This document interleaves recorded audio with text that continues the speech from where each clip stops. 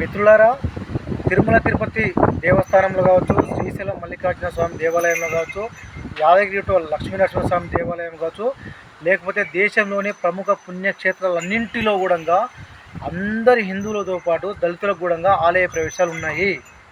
ఇక్కడ ఎవ్వరు కూడా ఎవరిని ఆపట్లేదు. ప్రతి హిందువు దర్జాగా వెళ్తున్నాడు, దర్శనం చేసుకొని వస్తున్నాడు. కానీ గ్రామాలలో కొన్ని కులాలు మాత్రమే కుట్రపూరితంగా ఆంజనేయ స్వామి దేవాలయాన్ని కావచ్చు, లేదా కొన్ని దేవాలయాలను వాళ్ళ గుప్పిట్లో పెట్టుకొని ఈ దళిత వర్గాలను ఆలయ ప్రవేశాలు కాకుండా కావాలని అడ్డుకుంటున్నారు, గ్రామ పెత్తందారి వ్యవస్థ కోసం మాత్రమే. కాబట్టి దయచేసి అట్లాంటి వాళ్ళకి చెప్తున్నాను, ఇది హిందుత్వానికి మంచిది కాదు. మీరు అటువంటి కుట్రలను వదిలేయండి. ఎవరన్నా జాతీయవాదులు, హిందుత్వవాదులు దళితులను ఆలయ ప్రవేశం చేపించాలని ప్రయత్నం చేస్తే వాళ్ళని మీరు మూకుమ్మడిగా ఇబ్బంది పెడుతూ వాళ్ళని ఏదో విధంగా వెలివేసే ప్రయత్నం చేస్తున్నారు. కాబట్టి ఈ కుట్ర నుంచి ఇప్పటికైనా బయటికి రండి.